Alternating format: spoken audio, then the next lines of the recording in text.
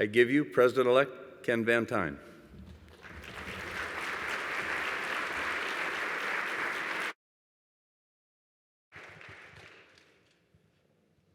Oh, well, thank you. Okay, well, thank you, John. That's interesting watching yourself on a video. Yeah, it's kind of an uneasy feeling, especially for an introvert like me. But I hope that I provided you with some insight on both my career and my areas of focus and practice. As you can see from the video, I've been lucky to have worked on many fun and interesting projects. Exploring how technology can improve project delivery has been a big part of our firm's approach. However, there is one thing that was touched on in the video that I'd like to talk a little bit more about, and that's mentorship. Over the last 35 years, I've had the privilege of helping over 100 aspiring architects enter the workforce. Excuse me. And many of them have gone on to achieve licensure and even start their own firms. In fact, during that time period, we've had 7 individuals from our firm receive the AIA Detroit or AIA Michigan Young Architect Award. And just last week, we had our first AIA National Young Architect recipient. I think this, more than any of the projects, is the achievement I'm most proud of. It's this experience supporting and mentoring the next generation that first led me to volunteer for NCARB. It also motivated me to pursue leadership within the organization. At the root of this is a desire to inspire and impact both the profession and the wider community in a positive way. I'm sure I share the sentiment with many of you. So, we have the shared responsibility to ensure the next generation of architects are ready to protect the health, safety, and welfare of the public, and to ensure the pathway to licensure reflects current practice and focuses on the right set of competencies. This is really important. Practice is changing, whether we like it or not, and we, as regulators, need to keep pace with that change. So, I'm excited to be able to lead this council at this pivotal time. There's a lot happening, and I'd like to take a few minutes to share some thoughts on the challenges we face, as well as the opportunities we have to move forward. Across all the professions, the value of regulation is being questioned. There's pressure on us to make sure that our programs and policies are valid, up to date, and fair. That pressure will only increase if we stand still or move too slowly. But we have the opportunity to get in front of this, to be proactive in how we evolve our programs.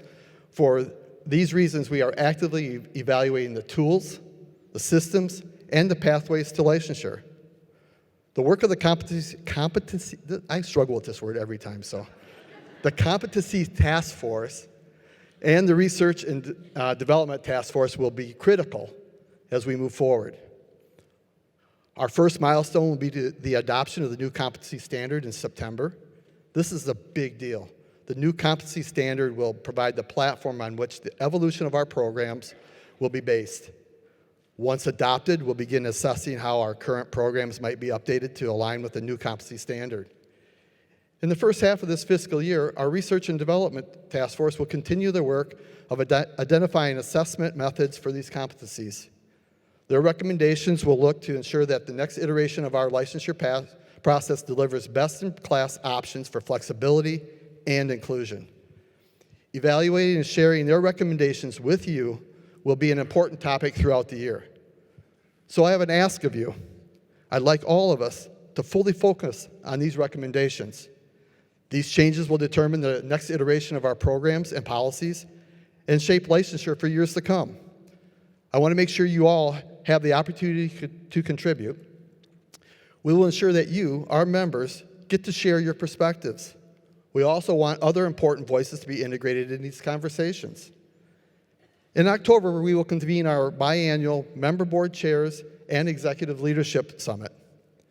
This will be an important forum for feedback and discussion on recommendations from the task forces on modernizing our programs. We'll also have other opportunities to explore and discuss the recommendations at the committee's summit in December, the regional summit in March, and at next year's ABM. We'll also continue using the expanded Regional Leadership Committee as a focus group and sounding board regarding emerging issues. And I've established a virtual leadership roundtable where we gather the group of previous NCARB leaders to share their insights and historical knowledge as we chart our new course. This year's committee charges are focused to help us validate these essential improvements. With these small adjustments and additions, we're ensuring that you have more opportunities than ever to engage and help lead us through these changes. And of course, throughout the year, the Board of Directors will be meeting frequently to help steer the council forward. Regarding the board, I'm looking forward to engaging with your elected leaders as we transition to our new governance model. Later this morning, for the first time in NCARB's history, we'll be electing 2 at-large members to the NCARB Board of Directors.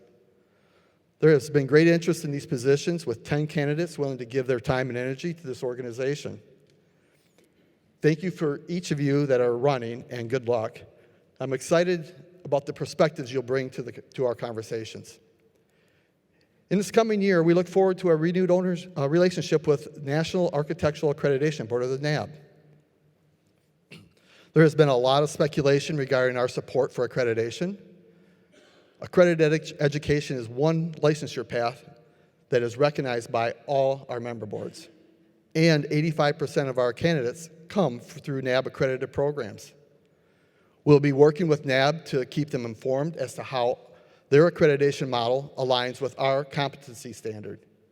We hope to continue to provide opportunities for volunteers to serve on accreditation visiting teams and to recommend individuals to serve on the NAB board. At the same time, we will continue to promote the concept of pathways to practice, enabling multiple pathways to licensure. This initiative includes accredited education as well as less traditional paths. It will enable a wider cohort to demonstrate their competency with the same rigor as those pursuing traditional paths. A key component to recognizing multiple paths is our ongoing work with community colleges. We anticipate strengthening our understanding and engagement with community college faculty and students across the country. And we want to help recognize the value that a community college education can offer in preparing for licensed practice. This work is near and dear to my heart, given my own experience of attending a community college. I know firsthand some of the challenges and barriers that people face in pursuing practice. I know there are many out there today that don't see a viable route to become an architect. Many of our jurisdictions have provided multiple paths for years. 48 of you recognize this through reciprocal licensing, and 17 of you allow multiple paths for initial licensure. I encourage you to talk to your colleagues in these jurisdictions and engage with us on our Pathways to Practice initiative. We also hope to continue our partnership with National Organization of Minority Architects, or NOMA. Our joint study, Building on Belonging, follows our successful initial study called Baseline on Belonging. We're committed to looking for meaningful changes that help improve access to licensure for all. We will continue to support NOMA's 2030 Challenge, which aims to double the number of Black or African American architects over a 10-year period from 2020 to 2030. We think this focused effort could be a rising tide that lifts all candidates from disadvantaged or underrepresented groups. So, what can you expect from me? I hope to be a good leader. For me, this starts with being a good listener. We need to get to the heart of what people are trying to say. So it means no change for change's sake. Could we add something else to our to-do list? Sure. But this could distract from everything that we currently have on our plate. I really believe our efforts need to be focused on moving our key initiatives forward. We can't just talk about change. We need to evolve and deliver. Change is hard. If you really want to be a leader, you have to be willing to do what is best for the organization you're leading. As architects, we design for change. We ask, how do we make the project perform and exceed the expectations of our clients? How do we make everything better for all who are impacted by our projects? Whether you're an architect, a public member, or a board executive, I think we can all ask these same questions as regulators. What are we doing well? How can we do it better? We need to take the time to consult, explain, and listen to you all regarding these changes. Hopefully, if we can pursue these goals with focus, we'll see these plans come to fruition. I promise to do my best to help us achieve that. Finally, I'd like to offer a few thanks. I'd like to thank everyone who has encouraged me to participate in NCARB and get involved in NCARB leadership. That early encouragement gave me the confidence to serve, and I want to pay that back to the volunteer community. And that includes my time on the Michigan board as well as Region 4.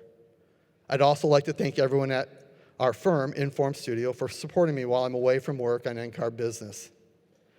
And a very special thanks to my wife, Gina, who is also an architect and my business partner. In case you don't know her, she made a brief cameo in the video.